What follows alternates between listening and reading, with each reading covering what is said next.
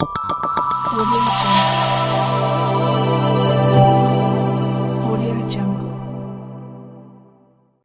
முதல்ல பேசுற 5 நிமிஷம் நேரம் நம்முடைய முதலமைச்சர் ஸ்டாலின் ஐயாவுக்கு ஐயா நேரடியாக இந்த கேமராவை பார்த்து அவரிடம் பேச வேண்டும் என்பது என்னுடைய ஆசை. முதல் 5 நிமிஷம். அக்டோபர் 23ஆம் தேதி 2022 கோட்டை சங்கமேஸ்வரர் கோவில்ல ஒரு தீவிரவாதி மனித வெடிகுண்டாக மாறி, நான் எல்லாம் சொல்றாங்க என்ன சார்ஜ் என்ன போட்டிருக்கிறாங்க, டார்கெட் யார் எல்லாம் நீங்க முதல் முறையா சொல்றேன். இந்த வீடியோல என்ன பேசியிருந்தா, யாரை கொல்வதற்காக வந்தார்கள், இத்தனை காலமாக சொல்லப்படாததை இந்த மேடையில நின்று பத்திரிகை அன்பர் மூலமாக நேரடியாக முதலமைச்சருக்கு சொல்ல வேண்டும் என்று சொல்லுகிறேன். அக்டோபர் 23, 2022 அந்த கார் எடுத்துட்டு வர்றான். நேரடியாக வந்து மனித வெடிகுண்டாக கோயம்புத்தூர் மாநகரத்துக்குள்ள மக்கள் அதிகமாக போகக்கூடிய ஒரு துணி கடைக்குள்ள அந்த வண்டியை நிறுத்தணும். அந்த கார் வெடிக்கும் பொழுது அங்க இருக்கக்கூடிய தூண்கள் சேதமடைந்து அந்த கடையை கொலாப்ஸ் ஆகி கீழே விழணும். இந்த நோக்கத்திற்காக வரும் பொழுது அந்த கோவிலை தாண்டும் பொழுது அந்த ஸ்பீட் பிரேக்கர் மேல ஏறி இறங்குறான். அந்த கேஸ் சிலிண்டருடைய சர்க்கியூட் புடிங்குது, வண்டி அங்கேயே நிக்குது. இறங்கி தொலாயி பார்க்கறான், அது தள்ளி பார்க்கறான், அது வெடிச்சு அவ இறந்துடுறான்.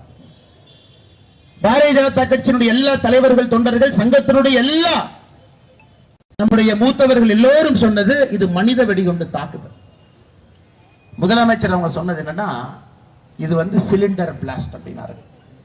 ஒரு முதலமைச்சர் அவர்கள் எப்படி கொச்சையாக ஒரு மக்களுடைய உயிருக்கு பாதுகாப்பு இல்லாத நிலைமை ஏற்படும் பொழுது எப்படி பேசுறாங்க, தமிழகத்தினுடைய சட்டம் ஒழுங்கு எப்படி இருக்கு அப்படிங்கிறதுக்கு உதாரணம்.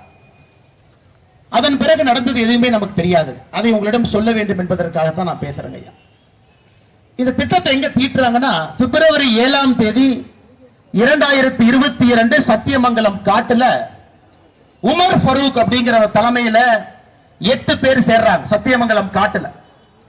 அதுல இந்த முபின் ஒருத்தன் 8 பேர் சேர்ந்து ஒரு சத்திய பிரமாணம் எடுத்துக் கொள்கின்றார். உமர் ஃபரூக் சத்தியமங்கலம் காட்டினுடைய இந்த ஃபக்கீர் என்று சொல்லக்கூடிய இந்துக்கள் அவங்கிட்ட இருந்து இந்த காடு விடுதலை பெற்று விட்டது, நம்முடைய ஏரியா, நம்முடைய இலாக்கா. இதனுடைய தலைவராக அந்த 8 பேர் சேர்ந்து உமர் ஃபரூக் அமீர் என்று அறிவிக்கின்றார். அந்த கூட்டத்தில் உமர் ஃபரூக் முடிவு பண்றான், 7 பேர் என்னென்ன வேலை செய்யணும். பிப்ரவரி 7, 2022 தாக்குதல் நடந்தது. அக்டோபர் 23, 2022 இந்த காவல்துறை நண்பர்கள் நல்லா கேட்டுங்க.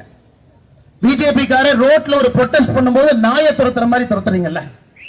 பிப்ரவரி 7ஆம் தேதி சத்தியமங்கல காட்டுல 8 பேர் திட்டம் போடுறாங்க.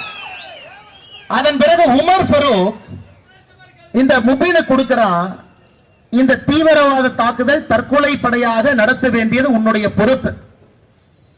அதற்கு நீ தீவிரவாதத்துக்கு தேவையான பொருள் எல்லாம் வாங்கணும்.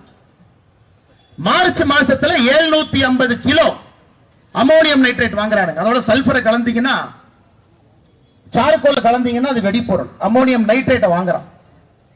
காவல்துறை நண்பர்கள் நல்லா கேட்டுங்க. ஏன்னா உங்களுடைய டிஜிபி அவர்கள் தமிழக பாரதிய ஜனதா கட்சியுடைய அறிக்கைக்கு என்ன சொன்னாங்கன்னா, ஒரு சிலிண்டர் வெடிப்பை வந்து நீங்க அரசியல் பண்றீங்க. முபீனுடைய 2வது டார்கெட் உங்களுடைய போலீஸ் கமிஷனர் ஆபீஸ். உங்களுடைய போலீஸ் கமிஷனர் ஆபீஸ். காவல்துறை நண்பர்கள் காக்கி போட்டுட்டு வீரமாக யார் இங்க நிக்கிறீங்களோ, நான் சொல்றத நல்லா எழுதி வச்சுக்க.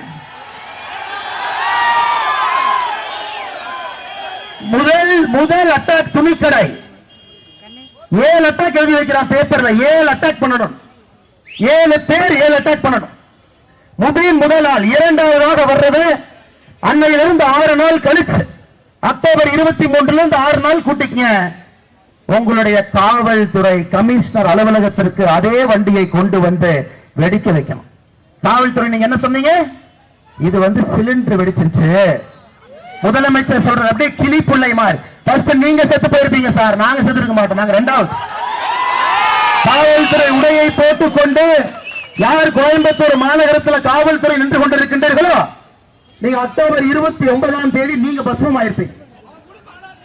23ஆம் தேதி நடந்தவுடன் பாரதிய ஜனதா கட்சி முதல் முறையா சொல்ல வேண்டிய கட்டாயங்க, இதை சொல்லித்தான் ஆகணும். முபீன் 7 நிமிஷம் வீடியோ ரெக்கார்ட் பண்றான். ஐஎஸ்ஐஎஸ் கேலிஃபேட் சிரியால இருக்கிறான். வீடியோ ரெக்கார்ட் பண்ணி 7 நிமிஷம் வீடியோ விரைவில் வெளியே வரும், நீங்க பாப்பீங்க. அது வெளியிட்ட ரொம்ப தப்பா போய் அந்த வீடியோல சொல்றான் எப்படி கழுத்தை அறுக்க வேண்டும், இஸ்லாம் மதத்தை நம்பாதவர்களை கழுத்தை எப்படி அறுப்பது, எப்படி கொலை பண்ணணும், ஃபக்கீர் எப்படி கொலை பண்ணணும். 7 நிமிஷம் வீடியோ ரெக்கார்ட் பண்ணி அது பேரு பையத் அப்படிம்பாங்க. பையத் தீவிரவாதத்துல ISIS அது பேரு பையத். ஒருக்கா நீங்க பையத் கொடுத்துட்டீங்கன்னா நீங்கள் உங்களை அர்ப்பணிக்கின்றீர்கள் என்று அர்த்தம். பையத் பண்றான். எப்ப பண்றாங்க? அக்டோபர் 19ஆம் தேதி, 4 நாளைக்கு முன்னாடி ஒருத்த பையத் கொடுக்கிறான். 7 நாள் 7 நிமிஷம் வீடியோ போடுறான். வீட்டுல பேப்பர்ல டார்கெட் 7 டார்கெட்டை எழுதுறான். முதல் டார்கெட் ஆபரேஷனை காலையில 10:30 மணிக்கு பண்றதுக்காக 3 மணிக்கு வண்டி எடுத்துட்டு வர்றான். அக்டோபர் 29ஆம் தேதி உங்களுடைய போலீஸ் கமிஷனர் அலுவலகத்தை தகர்ப்பதற்கு 2வது உமர் ஃபரூக் குன்னூர்ல ஒளிஞ்சிருக்கான். ஆனா இங்க காவல்துறை நல்லா வேலை பார்க்கறீங்க சார், நல்லா வேலை பார்க்கறீங்க, நல்லா பார்க்கறீங்க. வயிறறிந்த முன்னாள் காவல்துறை அதே காக்கியை போட்ட கம்பீரத்தோடு நான் பேசுகின்றேன். நல்லா வேலை பார்க்கறேன். இத்தனை நாட்களாக மரியாதையோடு, எப்பவுமே காவல்துறை என்றால் மரியாதை. நீங்க எப்படி லைட்டா அப்படி டீல் பண்ணீங்க? அது ஒண்ணு இல்ல, அப்படி ஒரு குண்டு வீட்டுக்குள்ள பார்லஸ் குண்டு உருண்டுகிட்டு இருந்துச்சு. அந்த பிஜேபி காரனுக்கு வானத்திய காலத்துல எங்க வேலை இல்ல, சும்மா அந்த மைக்க பார்த்தா ஏதாச்சும் பேசுவாங்க. இது தீவிரவாத தாக்குதலே இல்லை. இன்னைக்கு வரைக்கும் இந்த கேஸ்ல தேசிய புலனாய்வு ஆணையம் 18 பேர்த்த கைது பண்ணிருக்காங்க. 18 பேர், ஒருத்தர் 2 பேர் இல்லைங்க, 4 சார்ஜ் ஷீட் போட்டிருக்காங்க. இன்னைக்கு பாருங்க, தெய்வத்தினுடைய அழைப்பு போல இந்த நிகழ்வுக்கு வருவதற்கு முன்புதான் நான் வானதி அக்கா உள்ளிட்ட எல்லா தலைவர்களும் அமித்ஷா கிட்ட சொன்னோம், கோயம்புத்தூருக்கு என்ஐஏ வேண்டும் என்று. இப்பதான் அமித்ஷாஜிக்கு பதில் கடிதம் இன்னைக்கு வந்து கைக்கு, அதை பரிசீலனை செய்கின்றேன். கோயம்புத்தூருக்கு என்ஐஏ கொண்டு வருவதற்கு மத்திய அரசு பரிசீலனை செய்யும் என்று பதில் கடிதம் போட்டிருக்காங்க. என்ஐஏ வரட்டுங்க பார்க்கலாம். வேலை இல்லாம இங்க எல்லா இந்து இயக்கங்கள் தலைவர்கள் எல்லாம் மேடையில உட்கார்ந்து மாசத்துக்கு ஒரு போராட்டம், போராட்டத்துக்கு கைது. நைட்டு 11 மணி வரைக்கும் பெண்களுக்கு குழந்தைகள் இருப்பாங்க, குட்டிகள் இருப்பாங்க, அமைதியான முறையில போராட்டம் பண்றோம். அது பரிசு என்னன்னா, அப்படியே பிடிச்ச மண்டபத்துல 11 மணி வரைக்கும் வச்சா அடுத்த முறை பெண்கள் கைதுக்கு பயந்து வரமாட்டாங்க, ஆம்பளைங்களும் கைதுக்கு பயந்து வரமாட்டாங்க. இங்க பாருங்க, பாஷா அவர்களை பத்தி பேச மாட்டாங்க, அவர்கள் தான் நான் சொல்லுவாங்க. காரணம், இந்த பெரியவங்க எல்லாம் நீ வளர்த்தது அப்படி, யாராக இருந்தாலும் அவர்கள் சொல்லணும். இறந்து போனோடனே வரிசையா வர்றாங்க, ஒரு உறுப்பில கிளம்பி வர்றாங்க. அண்ணன் சீமான் அவர்கள் சொல்றாங்க, தகப்பா தகப்பா. அண்ணன் சீமான் அவர்களே பிப்ரவரி 14, 1998 உங்களுக்கு தெரியாது, பாஷா மைசூர்ல போய் வெடிமருந்தை வாங்கிட்டு வர்றாரு. மைசூர்ல, கோயம்புத்தூர்ல வெடிச்சது, மைசூர்ல இருந்து வந்தது. 50 பேர் சாவறாங்க, 250க்கு மேற்பட்டவர்களுக்கு படுகாயம். 50 பேர்ல அப்பா இல்லாத பிறந்தாங்களா? 50 பேருக்கு அப்பா இல்ல இல்லைங்களா? 50 பேருக்கு அப்பா இல்ல, இவருக்கு மட்டும்தான் அப்பா. அந்த 250 பேர் யாரு படுகாயம் அடைந்து, கண் இல்ல, காது இல்ல, கால் இல்ல, வாய் இல்ல, பேச முடியாது. இன்னும் ஸ்பைனல்ல அந்த பார்லஸ் அந்த இது இருக்கு, ஷார்ப்னல் சொல்லுவாங்க. அவங்களுக்கெல்லாம் ஆணி, அவங்களுக்கெல்லாம் ஸ்பைனல் கார்டு இல்ல, தண்டுவடத்துல. பாஷா அவங்க உங்களுக்கு அப்பா. ஓட்டு பிச்சை எடுப்பது எப்படி என்று உங்களிடம் கற்றுக்கொள்ள வேண்டும். ஓட்டு பிச்சை. இன்னொருத்தர் வந்தார், யாரு? தனியரசு.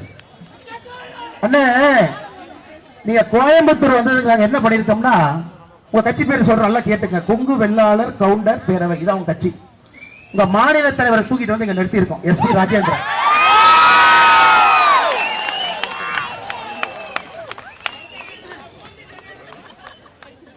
அதனால எல்லாரும் நல்லா புரிஞ்சுக்கங்க ஐயா, எங்களுக்கும் உங்க வழியில அரசியல் பண்ண தெரியும், அது வேண்டாம்.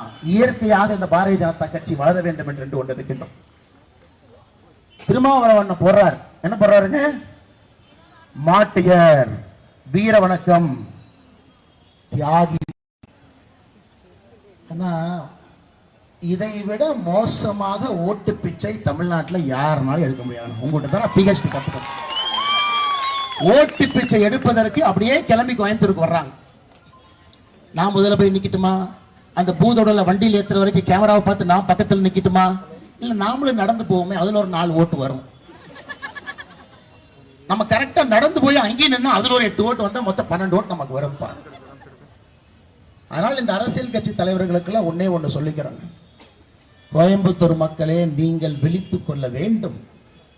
தொண்டை தண்ணி கிளிய கத்திக்கிட்டே இருக்கிறோம். அபாயம் வந்துருச்சு, இங்க பிரச்சனை சரி பண்ணணுங்க. கோயம்புத்தூர் வளர்ச்சி இந்த ஓட்டு பிச்சையால் நடக்காம இருக்கு. எங்கேயோ போக வேண்டிய கோயம்புத்தூர் அடைஞ்சு நிக்குதுங்க. ரோட்ல குண்டும் குழி, சுத்தமான காத்து கிடையாதுங்க, குடிக்கிறதுக்கு தண்ணி இல்லைங்க. ஆனா என்ன, ஓட்டு பிச்சை எடுக்கிறனால தைரியமா இருக்கிறாங்க, எப்படியாவது ஜெயிச்சிடலாம், நமக்கு தான் ஓட்டு பிச்சை போடுவாங்கல்ல அப்படி. அதனால இந்த நிகழ்வுல உங்களிடம் நான் வைக்கக்கூடிய வேண்டுகோள், நீங்க விழிக்கணுங்க, நீங்க விழிக்கணும். இந்த அருமையான ஊர் மோடி அவர்களுடைய நேரடி கட்டுப்பாட்டில் இருக்க வேண்டும். அடுத்த கட்டத்திற்கு எடுத்துட்டு போகணும். அதையெல்லாம் நீங்க சிந்திச்சு பார்க்கணும். அதெல்லாம் சிந்திச்சு பார்க்கணும். என்னையுடைய சார்ஜ் ஷீட் நான் சொல்றது உண்மையான, இதுல பாதி விஷயம் நான் சொன்னது நீங்க படிச்சு பார்க்கலாம். இன்டர்நெட் போங்க, 4 சார்ஜ் ஷீட் போட்டிருக்கா, என்ன எழுதியிருக்கான்னு படிங்க. இதை விட மோசம் பாருங்க, நாளைக்கு இவங்க சொல்லுவாங்க ஸ்டாலின் ஐயா அப்படின்னா, இந்த அண்ணாமலைக்கு வேலை இல்லை, இவனே அந்த முபின் வீட்டுக்குள்ள போய் ஒரு பேப்பர் எடுத்து எழுதி வச்சுட்டு வந்துட்டான் இல்லைங்களா. அதுக்கு ஸ்டாலின் ஐயாக்கு ஒரு ப்ரூஃப் கொடுப்போம். இவனு எல்லாமே இந்த இஸ்லாமிக் ஸ்டேட் கொர்சான் அப்படிங்கிற அமைப்புக்கு வந்து அண்டர். அந்த இஸ்லாமிக் ஸ்டேட் அப்படிங்கிறது என்ன சொல்லுதுனாங்க, Central Asia, Uzbekistan, Pakistan, Afghanistan, North India, South India எல்லாம், சவுத் ஏசியா எல்லாம் ஒரு இஸ்லாமிய அமைப்பு கீழே வரணும், அங்கே ஷாரியால வர வேண்டும் என்பது ஐஎஸ்ஐஎஸ் கொரசானுடைய ஒரு இது. அந்த கொரசான் அக்டோபர் மாசம் நியூஸ் லெட்டர் போடுறான். கோயம்புத்தூர்ல ஒருத்தன் பையத்து கொடுத்துட்டு அங்க இருக்கக்கூடிய ஃபக்கீரை எல்லாம் கொல்ற கிளம்பி இருக்கான், அவனை நாங்கள் பாராட்டுகின்றோம். யாருங்க சொல்றாங்க, நாம சொல்ல, இந்த அமைப்பினுடைய news letter voice of Khorasan October மாசம் சொல்றான். அல்ல, காவல்துறை நண்பர்களுக்கு அன்பான வேண்டுகோள், நாங்கள் அமைதியை விரும்புபவர்கள், அதில் எந்த மாற்று கருத்து யாருக்கு வேண்டாம். இத்தனை பேர் இருந்தாலும் இந்த கூட்டம் முடிஞ்சு ஒருத்தர் கூட நகராம அப்படியே வருவாங்க. வண்டி ஏறணுமா ஏறுறோம், மண்டபத்துக்கு போகணுமா போறோம், 11:30 வரைக்கும் இருக்கணுமா இருக்கிறோம். இன்னைக்கு காலையில காவல்துறை யார்ட்டே சொன்னாங்க, 3 நாள் லீவ் இருக்கு பார்த்து பண்ணுங்க, அப்புறம் 3 நாள் உள்ள போனா திங்கக்கிழமை தான் வர முடியும். சரி, 3 நாள் இருந்தாலும் கூட்டிட்டு போங்க. இந்த கைது பண்ற இடத்துல இந்த வெஜ் நான்வெஜ் மாத்தி போற மாதிரி போடாம கரெக்டா கொடுங்க. அதனால் அன்பு சொந்தங்களே, நாம் விழிக்க வேண்டிய நேரம் இது, மாற்றத்திற்கான நேரம். இதே பாஷா 2003 என்ன சொன்னாருங்க, கோயம்புத்தூர் கோர்ட்ல அப்படி இங்கேயும் கூட்டிட்டு போறாங்க. அங்க பத்திரிகை நண்பரை பார்த்து கத்துறாரு, நரேந்திர மோடி மட்டும் கோயம்புத்தூருக்குள்ள வண்ணா கொன்றுவேன். அதெல்லாம் மறந்துட்டீங்களான்னு தெரியல. 2003 கோர்ட்டுக்குள்ள எடுத்துட்டு போறாங்க, அப்படியே பத்திரிகை பார்த்து கத்துறார், மோடி மட்டும் கோயம்புத்தூருக்கு வந்தா கொன்றுவேன். 2003 மோடி அப்ப குஜராத்தினுடைய முதலமைச்சர். மோடி அவர்கள் கோயம்புத்தூருக்கு வந்தாரு, காஞ்சிபுரத்துக்கு வந்தாரு, குஜராத்துக்கு போனாரு, பிரதமர் ஆயிட்டாரு, கோயம்புத்தூருக்கு வந்தாரு, ரோட் ஷோ நடத்திட்டார். ஆனால் நண்பர்கள் நன்றாக புரிந்து கொள்ள வேண்டும், அரசியல் கட்சியும் நன்றாக புரிந்து கொள்ள வேண்டும். ஓட்டு பிச்சை அண்ணன் உதயநிதி ஸ்டாலினை பத்தி சொன்னார். அவர் இந்த கிறிஸ்துமஸ் வந்துருச்சுன்னா எங்கிருந்து ஒரு பூதம் கிளம்பிடுவார், உள்ள இருந்து கிளம்பும். அண்ணா இத்தனை முறை சொல்றேன் அண்ணா, சொல்லு, நான் தப்பு இல்லைண்ணா, நானும் ஒரு கிறிஸ்தவன் சொல்லிட்டு போனா, நானும் ஒரு இஸ்லாமிய சொல்லிட்டு போனா, ஒரே ஒரு முறை நானும் ஒரு ஹிந்துன்னு சொல்லிட்டு போயிடுறேன் சைட்ல.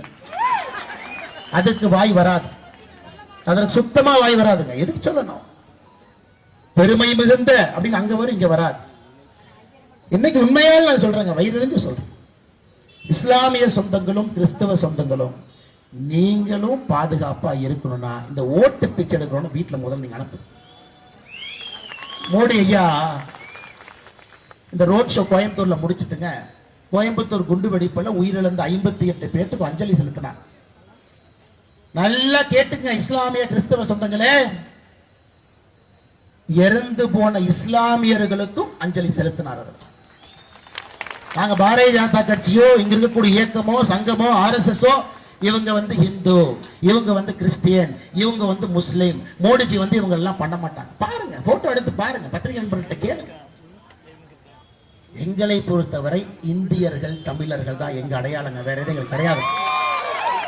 இவங்க ஒரு மதத்தை பற்றி தவறாக பேசும் பொழுது இங்க இருக்கக்கூடிய தலைவர்கள் எல்லோரும் பேச வேண்டிய கட்டாயம் நமக்கு இருக்கு. 1993 ஆகஸ்ட் மாசம் RSS ஆபீசர் வெடி வச்சு தகர்த்தாங்க. நீங்க ஜஸ்ட் பாருங்க, கொஞ்சம் ரிவைண்ட் பண்ணி பாருங்க. தமிழர்களுடைய மிகப்பெரிய வியாதி என்னடாங்க? மறதி என்பது தமிழர்களுடைய மிகப்பெரிய வியாதி. இந்த வியாதி இருக்கிற வரைக்கும் ஓட்டு பிச்சை எடுக்கிறவன் தமிழ்நாட்டில் அரசியல் இருந்துகிட்டே இருப்பான். ஆகஸ்ட் 1993 RSS அலுவலகம் தகரப்பட்ட பொழுது அல்லுமாவை கைது பண்ணாங்க. 1997 ஜனவரி மாசம் முக்கிய குற்றவாளிகள் எப்படிங்க பெயில்ல வெளியே வந்தாங்க. எப்படி பெயில்ல வந்தாங்க? அவங்க பாட்டுக்கு வந்துருவாங்களா? ஆஜராக வேண்டிய பப்ளிக் ப்ராசிக்யூட்டர் ஆஜராகவில்லை. ஆட்சி யாருது? திராவிட முன்னேற்ற கழகம். ஜனவரி 1997 அல்லுமா 8 பேர் வெளியே வர்றான். பிப்ரவரி 14 1998 அதே அல்லுமா கோயம்புத்தூர் குண்டுவெடிப்பு நடத்துறான். பரிசு என்ன கொடுத்தாங்க தெரியுங்களா? இத்தனை பேர்த்த கைது பண்ணிட்டோம். 2009 அண்ணா நூற்றாண்டு விழால அதுல ஒரு 9 பேர்த்த நிரபராதிகள் விடுதலை பண்ணி விட்டு 9 பேர் சேர்த்தியாச்சு. சமீபத்தில் ஈரோடு கிழக்கு இடைத்தேர்தலில் அண்ணன் மஸ்தான் சொல்றார், பாஷா அவர்கள் உட்பட கோயம்புத்தூர் குண்டுவெடிப்புல சிறையில் இருக்கக்கூடிய இஸ்லாமிய தீவிரவாதிகளை இந்த அரசு விடுதலை செய்யும் சொல்றார். இந்த வேலையில்லாத பாரதிய ஜனதா கட்சி, இந்த வேலையில்லாத தலைவர்கள் தொண்டர்கள் ஆளுநரை போய் பார்த்து மனுவை கொடுத்து அதை நிறுத்தி வச்சு பெரிய பஞ்சாயத்தாய் நிறுத்தி வச்சாங்க. ஆனால் அன்பு சொந்தங்களே, நாம் இங்கே ஒருங்கிணைத்திருக்கின்றோம். இது முக்கியம். கோயம்புத்தூர்ல காவல்துறைக்கு ஒரு மெசேஜ் கொடுத்துருக்கோம். ஐயா, நேர்மையா இருக்கு. பிஜேபி கார 2 பேர் வந்து திமுக ஆட்சி சரியில்லைன்னு ஒரு ப்ரொடெஸ்ட் பண்ண வந்தா 2 பேர்த்த வீட்டில் அரெஸ்ட் பண்றீங்க. 1000 பேர் தீவிரவாதியினுடைய ஊர்வலத்துக்கு வந்திருக்கிறான். பந்தோபஸ்த் கொடுத்து பார்த்து கொண்டிருக்கின்றீர்கள். இது நியாயமாங்க ஐயா? இது நியாயமா? நியாயமாங்க ஐயா? நியாயமா? நீங்களே சொல்லுங்க. உங்களுடைய அலுவலகத்தை அக்டோபர் 29 தகர்ப்பதற்கு ஒரு சூசைட் பாம்பர் குன்னூர்ல இருக்கிறான். உமர் ஃபரூக் அவன் பேர், நல்ல டைரியில் எழுதி வச்சுக்கங்க. அவங்களையும் காட்டி கொடுத்ததும் பாரதிய ஜனதா கட்சி தானே. என்ஐஏக்கு போகணும். இது பார்த்தா அது சூசைட் பாம்பு பிளாஸ்ட் மாதிரி இருக்கு. அதனாலதான் ஐயா நீங்களும் தப்பிச்சீங்க. அதனால் தயவு செய்து ஒரு தவறான கட்டளையை யார் பிறப்பித்தாலும் அந்த கட்டளையை ஏற்க மறுங்கள். காவல்துறையில காக்கி சட்டை போட்டீங்கன்னா தவறான கட்டளையாக இருந்தாலும் அது ஏற்கப்படக்கூடாது. அந்த தைரியம் காவல்துறையினுடைய அதிகாரி ஒருவருக்கும் வரணுங்க ஐயா, வரணும். ஏன் நான் சொல்றேன் ஐயா, இன்னைக்கு வெள்ளூர் நீதிமன்றத்தில் பாரதிய ஜனதா கட்சியினுடைய தொண்டர் இன்னைக்கு நடந்தது விட்டல் குமார அடிச்சு முந்தாண்டை சாயந்தரம் கொள்றாங்க. திமுக பஞ்சாயத்து தலைவர் கைது பண்ணுங்க. காவல்துறை எஸ்பி சொல்றாங்க, இல்லைங்க ஏதோ ஆக்சிடென்ட்ல போய் மாடு முட்டின மாதிரி இருக்கு. இல்லைங்க ஐயா, எம்ஆர்ஐ ரிப்போர்ட்டை பாருங்க, தலை கம்பி வச்சு அடிச்சிருக்காங்க. இல்ல 5 மணி நேரம் ரோட்ல உட்கார்ந்து போராடி அந்த வழக்கை வந்து ஒரு சந்தேக மரண வழக்காக மாத்தணும். இன்னைக்கு என்ன அநியாயம் தெரியுங்களா? ஒரு பிஜேபி தொண்டை சொன்னா, அண்ணன் அக்யூஸ் 2 பேர்த்த நான் கண்டுபிடிச்சிட்டேன். கோர்ட்ல 2:30 மணிக்கு சரணடைய போறான். நான் வெட்டிட்டு ஜெயிலுக்கு போறேனே, கொஞ்சம் வெயில பாத்துக்கினேன். இதுவரை பாரதிய ஜனதா கட்சியினுடைய தொண்டன் எனக்கு சொன்னது கிடையாது. இங்க இத்தனை தலைவர்கள் இருக்கிறாங்க, யாருக்கு சொன்னது கிடையாது. இன்னைக்குதான் முதல் முறையாக வெள்ளூர்ல இருந்து போன் பண்றான், கண்டுபிடிச்சிட்டேன். 2:30 மணி கோர்ட்டுக்கு போய் சரண்டர் ஆகிறாங்க. நான் போட்டுறேனே, குடும்பத்தை பாத்துக்கினேன். எழுச்சி வந்துருச்சு சார், எழுச்சி வந்துருச்சு. அடக்கி வைத்துக் கொண்டிருக்கின்றோம், அடக்கி வைத்துக் கொண்டிருக்கின்றோம். பண்ணாதீங்கன்னு சொல்லி தடுத்து என்னுடைய முகநூல்ல போட்டோ போடுறேன், காவல்துறைக்கு போடுறேன். இவன் தான் அக்யூஸ்ட் 1, இவன் தான் இது வேலைங்களா, இவன் தான் அக்யூஸ்ட் 2. கோர்ட்ல சரண்டர் ஆக போறான். வெள்ளூர்ல இருக்கான், போய் பிடிச்சிட்டு வாயா. 1 மணி நேரம் கழிச்சு பிடிச்சிட்டு வரான். லட்சணத்தை பாரு, லட்சணத்தை. வயிறு எரியுமா, வயிறு எரியாவா? இன்னைக்கு பிஜேபி தொண்டை ஆயுதத்தை தூக்கக்கூடாதுன்னு நினைக்கக்கூடிய பிஜேபி தொண்டை நான் ஆயுதத்தை எடுக்கிறேன் சார், என் குடும்பத்தை பாத்துக்குங்க. அண்ணா என் குடும்பத்தை பாத்துங்க, நான் போட்டேன். அப்பதான் அடுத்த முறை ஒரு பிஜேபி தொண்டன் மீது கை வைக்கும் போது எவனாக இருந்தாலும் பயம் வரும். எத்தனை நாளைக்கு பொறுமையாக பொறுமையாக பொறுமையாக இந்த இயக்கம் பொறுமையில் இருந்து பிறந்திருக்கிறது. ஒருத்தரா கட்டி காத்து பேசி சமாளிச்சு பஞ்சாயத்து பண்ணி எத்தனை நாளைக்கு இங்க இருக்கக்கூடிய தலைவர்கள் இந்த இயக்கத்தை அப்படியே எடுத்துட்டு போவாங்க, அறவழியிலே அமைதியான வழியில். ஆனா காவல்துறை நண்பர்கள் தயவு செஞ்சு புரிஞ்சுக்கங்க, ஒரு கட்டுப்பாடு இழந்து விட்டால் எப்பொழுதும் கட்டுப்பாடு திரும்ப கைக்கு வராதுங்க. இந்த கட்டுப்பாடு வந்து சூடத்தை பத்த வைக்கிற மாதிரி பத்த வச்சிட்டீங்கன்னா கண்ட்ரோல் போயிடும்.